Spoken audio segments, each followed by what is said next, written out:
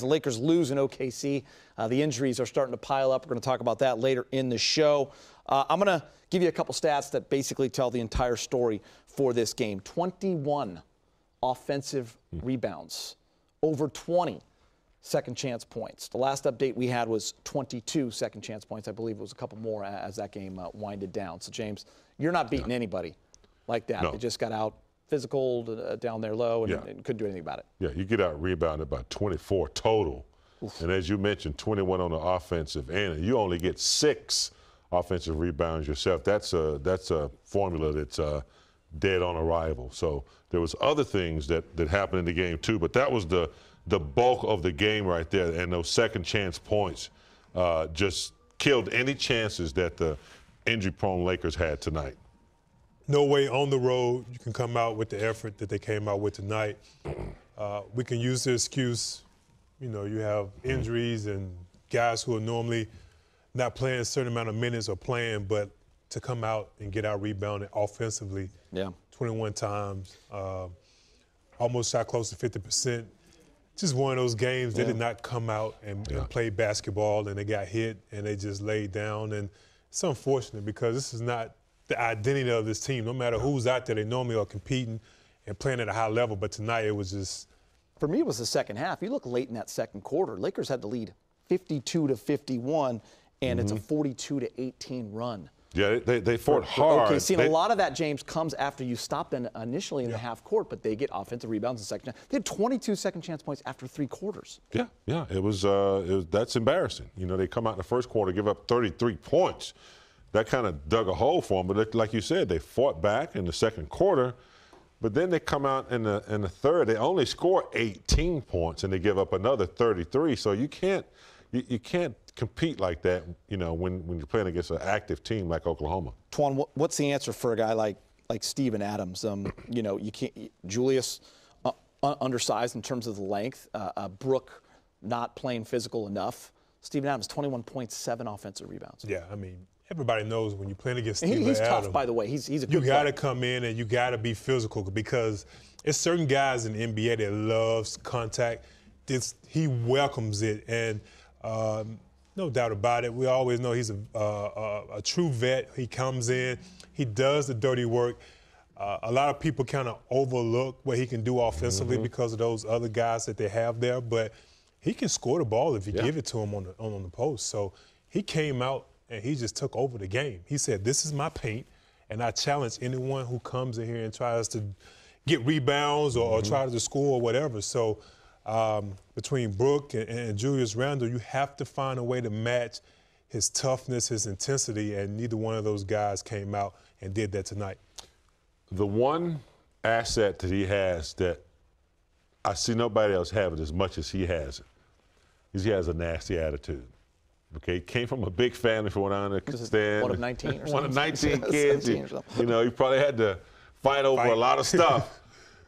He's tough. I have never seen him have a lackadaisical game at all. And I watched his career, most of it. He's always, you know, fueled up and ready to go. And if you're not ready to match that, even if you are ready to match, it's going to be tough because he's rugged and he's physical and he moves you around. But if you're not ready to compete with him, he'll destroy you. He'll get big numbers. He can get, you know, 20 and 20 if you let him. He's tough. Hey, Luke, did you get a chance to talk to Marco yet just about KCP or Kuzma? No, I was in the training room waiting for him to get back in there when I got pulled out here to talk to you lovely people. Is it tough to evaluate that based on the injuries, or did did something go awry before that? Maybe the defensive glass, but how would you evaluate the game? We weren't tough. They beat us up. You know what I mean? There's no matter how hard you play. You know, we didn't play well tonight, but if you're physically going to get beat like we did, the way, you know, Adams was doing whatever he wanted out there on the floor, we're not really giving ourselves a chance to win that game. So, you know, obviously we're shorthanded and you lose people. You know, that's disheartening, unfortunate, but that was part of them just being more physical than we were. And you know, we got to realize when you play certain teams like Memphis last time, 2 nights ago, OKC, Minnesota, these are big, strong men. We got to be ready to fight. And unfortunately, we were not tonight. Was it different from the way they beat you the first time, or was it a lot of the same stuff resurfacing? There was some similarities. You know, they got into a nice rhythm in the first time, just like they did this time. We started letting Carmelo dance with the ball, get his rhythm shot, which, you know, it's the exact opposite of what we want to do in our scouting report to defend him. You know, the offense of glass is a huge part of what they do. We need 5 guys in there rebounding, and they pushed us around, and then we're supposed to foul Adams, you know, if he does get it down there. So there were some things that were similar, some things, you know, that we did a little better this time. What did you make of Julius's night? 16 points, 1 rebound. Yeah, Julius was he was good. I mean, obviously with Julius, I said the whole year, my expectations for him are high. And one of the things I challenge him to do is, you know, we have a young team, and he's our physical presence. He's our guy that needs to bully other teams, you know, and he did that offensively tonight. I thought he did a good job of that. Defensively, you know, not just he, but we got pushed around, and you know, we need him to be not necessarily our tough guy, but our guy that, you know, when we're getting pushed around, pushes back a little bit. This is 2 straight games where you've kind of, like, you know, Memphis, you said that they let them punk you guys a little bit, and this one you're questioning their toughness. Are you hoping this is just a road thing, or do you see something bigger than that? I'm not sure what it is, because for a lot of the season we've been a really good rebounding team, and normally it's rebounding is where you see if a team is playing with the edge or playing tough or not on that glass, and we've been pretty good this season, you know, as far as being a rebounding team. So not sure why, you know, the last 2 games have been the way they have. You know, Memphis and Oklahoma City are big teams. They're big, strong teams. But hopefully this is something we can fix shortly. You mentioned it pregame, but how big of a part of that is not having Lonzo to help kind of clean up possessions? Well, you know, he definitely helps, but we can't. You know, we shouldn't be relying on our 20-year-old point guard to bring the toughness to the way that we play. Could you have put Ingram back in if you wanted in that fourth quarter if it was closer? Yeah, he tweaked his ankle again. So, yeah, if the game was closer, we could have gone back to him. But with where the lead was, we weren't going to risk that. They obviously have 3 really top-line guys. How thin are the margins for you guys against a team that has that much top-tier talent? Well, it's one, you can't give up 21 offensive rebounds. 2, you can't turn the ball over like we did. You know, those are things that we need to do a better job of controlling. Now, you know, whether the shots go or not, or they get hot or not, you know, we can influence that a little bit. But if we're turning the ball over and giving them that many more opportunities, we're making it near impossible on ourselves to win, especially on the road. First of all, we heard you hurt your hand. How is it? It's all right. I just hyperextended, you know, one of my knuckles or pinky, whatever it is. You think you'll be okay to go next game? Probably, yeah. Just have to wait and see how it feels in the morning. All right, this game was very competitive in the first half, and then the third quarter it flipped. What happened in the third quarter? They just hit shots. We didn't really defend them too well, you know, but they got a lot of good players, so.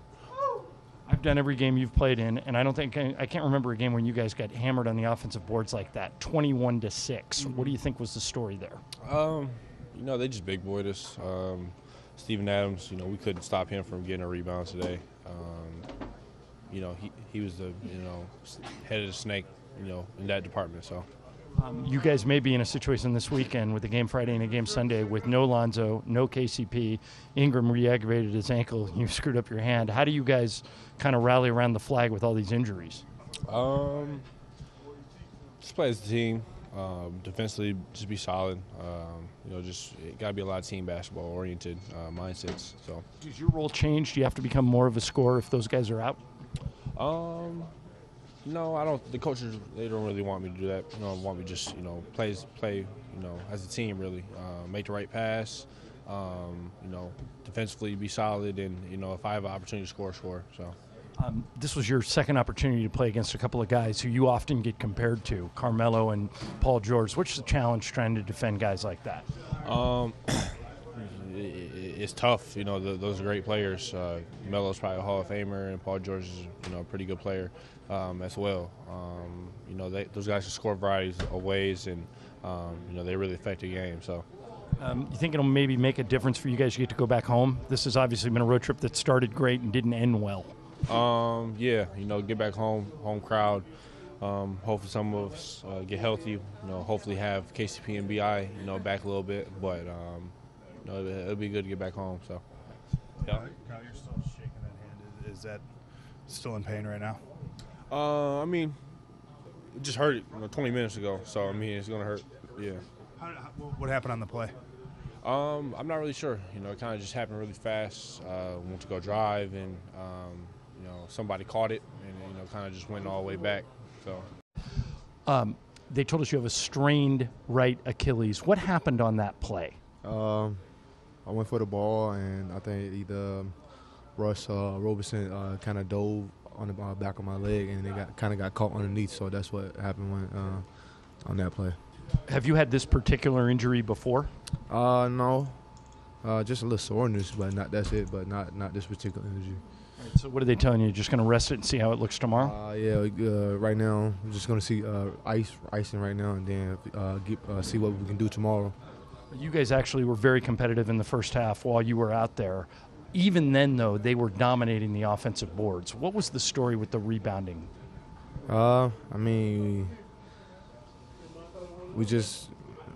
Steven Adams is hard to handle. He's hard to handle. Yeah, he's a strong kid, and we didn't have an answer for him tonight, and we just he was hitting first instead of us hitting first.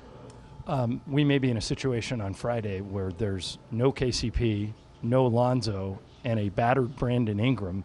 What do you tell the rest of the guys if they've got to go out there with without three of our best players? That's this league. Somebody's going to go down. You got to just be ready. You got to be professionals and just be ready to step up and be ready. Just go out there and just continue to play hard and, play together. All right, last thing for you. I know the word Achilles to a basketball player is a very sensitive word. You never want to hear it. Were you relieved when they used the word strain when they talked to you? Yeah. And I was relieved when the X-ray came back negative. So, that was good.